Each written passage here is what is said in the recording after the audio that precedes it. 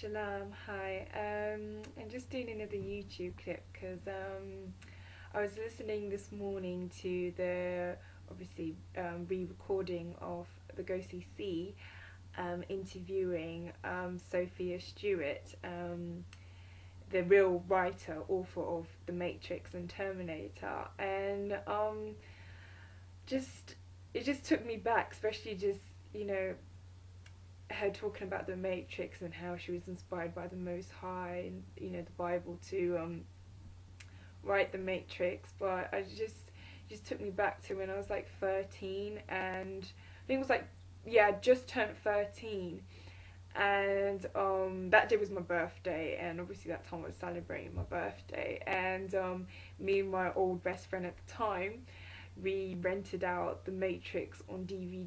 No, it wasn't on DVD. It would have been on video at the time because we didn't have DVD back then. I think DVDs were out, but we didn't have a DVD player, so it was on video. And I remember we rented it out, and me and her just watched it in my living room, whatever, and we fell in love. We so fell in love with the Matrix. We were just, from then we were obsessed.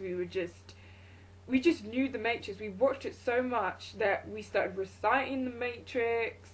We knew all the words from each character and what they say and what happens, and we just got so obsessed. We became such big fans of it that to the point that we started thinking we were living in the Matrix. Like, we would like go on the street, just going like, oh, I want to be unplugged, I want to come out this Matrix, I want to be unplugged, I want to see Zion. Like, we used to shout that literally on the streets of central London. Like, me and my friend at that time, we were just like kind of a little bit crazy, and we shouted on the streets, and we would call ourselves Daughter of Zion. Like, we're daughters of Zion, we want to see Zion, and then it was this, we just took it like as it was just real, like this is life. Like, anytime we saw anyone in a suit, like anyone that represent like a lawyer, or just anyone in the suit, accountants, businessman, whatever, we run away from them, literally saying, oh my god, it's the agents, it's Agent Smith. Like,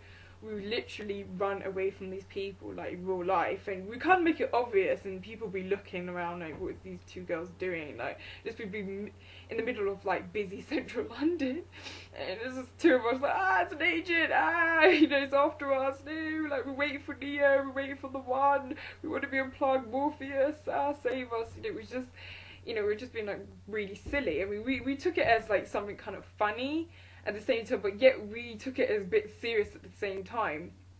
It's just mix and match, because like we're just really young, and yeah, we just used to run away from people like that. We used to thought everyone was connected, like we're like, that person's connected to that person, they're watching us, they're everywhere, just like, just looking around. And we called ourselves Daughter of Zion, and when we started to like eat food, we're like, this food is not real, but it tastes so good, but I know I'm not really eating, this is not real meat, and just all this stuff. Like, we'd just be saying, I'm waiting to be unplugged, and everyone stop living in the Matrix, this is not real, just craziness like that. And we started dressing like we were from the Matrix. We started like, we found these boots down in Camden Town, so putting the boots, and we had these like long leather jackets, like these long, just nasty leather jackets. But she really had like the long leather jacket. I had like some kind of, I don't know, PVC looking thing, I don't know what it was, to be honest. And we started like doing our hair dreads. I don't know, so having a hair and dreads, and like wearing like these granddad jumpers and stuff, like, yeah, like, trying to basically look like, how the characters looked in a film. And then the Morpheus glasses, we were so obsessed with the little Morpheus glasses that didn't have the bits that, hooked, hooked on your ears, and he just basically puts it on with his, like that, and he just stays on his nose. Like, we started like getting sunglasses and snapping off the, little bits that hook onto your ears, and try and make like glasses like that. Yeah, we kind of just went really over the top with it. And then obviously that slowly starts to die out, but then we still kind of talk about it and be like, yeah, is this the codes to the Matrix? We want to know the codes to the Matrix. And just all weirdness like that. And you know, we start, sometimes when we met people, we just talk to people like, you know, do you believe that this world is, you know, we're really in the matrix right now, and you know, blah blah. And then afterwards it just completely, you know, just it went afterwards, and we just forgot about that afterwards. And you know, we still talked about the film, so it was like, oh, that's my favourite film, Matrix is my favourite film, but we never got to like, you know, did all that stuff again, like, oh, you know, all that thing that we were doing before. But just, you know, obviously now Christ just woke me up last year, and a lot of, you know, I'm hearing that, you know, about, you know, come out of the matrix, and you know, red pill, blue pill, and all that. And it just makes you think, like, and obviously knowing about Zion now and everything, and just makes me think back when I was 13 and how I was calling myself daughter of Zion, like not realizing, you know, and saying that I want to see Zion, or not realizing what literally what I was saying and stuff, and saying I want to be unplugged, you know, I want to cut the matrix, not realizing what I was really saying, you know, those times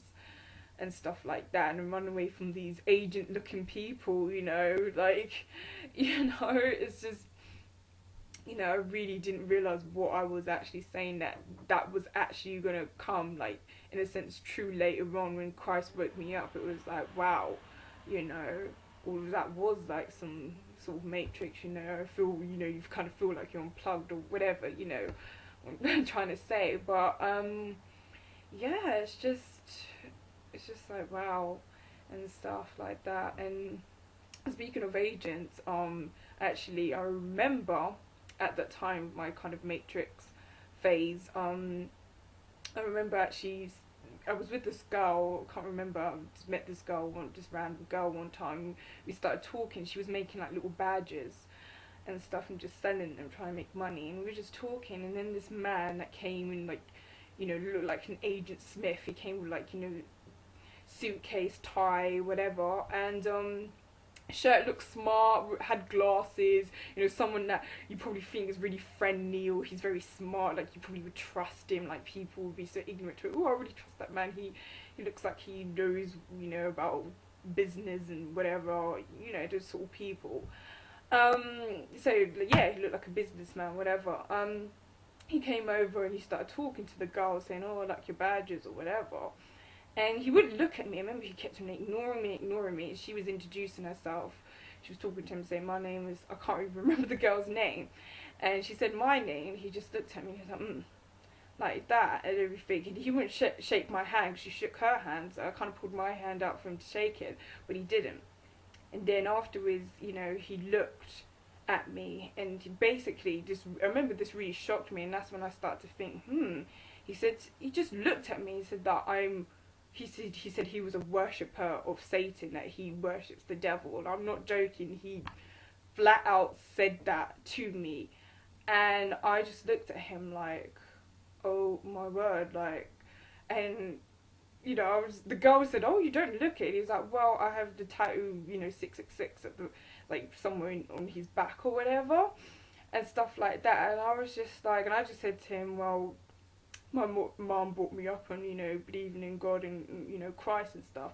And he was like, yeah, or whatever. And he still couldn't really look at me in my eye or whatever. He was just acting a bit weird. He was acting a bit flustered or whatever. Like, looked like he was sweating. And then he just turned and ignored me and whatever. But when he was saying that he worshipped, you know, Satan or whatever, he still didn't look at me properly, direct in my eyes or whatever, and stuff like that. And then he was talking to her, and then he went, and she was just like, oh, this girl was just like, oh, he seems like such a cool guy, like, wow, you wouldn't even think someone like that would be a bar. And I just thought, okay, you know, I don't really know this girl anyway. And I was just like, and stuff. And I remember just after I left talking to that girl, made me think. And I was thinking, everyone that thinks, or everyone that's a Satanist or worship devils, or people that, like, you know, look gothic and dye their hair black and, you know, blah blah blah, you know, the obvious type of commercial looking. But I was like, no, loads of them are in disguises. Loads of them are normal people that you walk past every day, people that you probably think you trust with your life,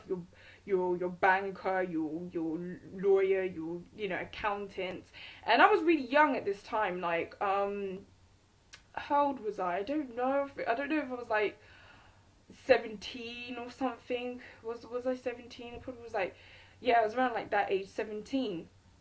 And you know, I was just like, and it just made me think, and I was just like, nah, man, you just don't know nowadays, and you shouldn't, you know, look at outward appearance, because you know, like they say, there's wolves in sheep clothing, yeah, and stuff like that, and you know, most people wouldn't think, like, you know, you said, you know, back in those days, and you know, when I was 17, you'd point out that person, they'd be like, oh no, I don't think so, but those times it was just like, you know, around those times you would just think, oh, is that person wearing a black t-shirt, he must be a Satanist, you know. But yeah, I just remembered all that Matrix stuff, and it was just all crazy and a bit mad and whatever. I was really obsessed with it. But yeah, you know, just knowing a little bit that I know now, and I just thank, you know, Haya Bahashim Yeshaya for waking me up as he has, and I'm just really thankful, and you know, just all glory, all praises to him and stuff like that. So just thank you for listening. I just thought I'd share that little information, but thank you, and I want to say Shalom wa Barakia. Shalom, shalom.